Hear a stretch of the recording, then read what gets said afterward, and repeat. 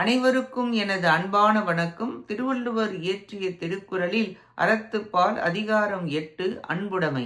இல்லறம் இனிது நடப்பதற்கும் பிற உயிர்கள் மேல் அருள் பிறப்பதற்கும் அன்பு பயன் செய்வதால் இங்கு வைக்கப்பட்டது. அன்பை வளர்க்க பயிலுவதே இல்லறமாகும்.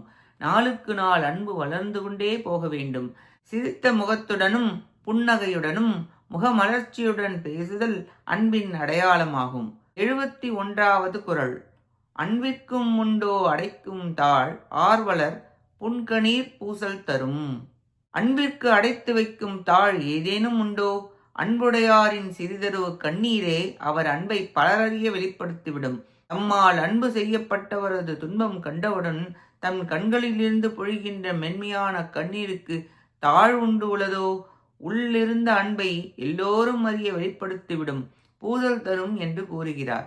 இன்பத்தில் உண்டாகும் ஆனந்த கண்ணீரே புன்கண்ணீர் எனப்பட்டது. உள்ளிருந்த அன்பை, இரகசியமாக இருந்த அன்பை எல்லோரும் அறிய வெளிப்படுத்திவிடும், பூசல் தரும் என குறிப்பிட்டுள்ளார். இன்பம் வரும்போது துடிப்பர், அன்பு உணரப்படும், உள் உணர்ச்சியை உணர்த்தப்படும். இதனால் அன்பின் உண்மை விளக்கப்பட்டது. நன்றி, வணக்கம்.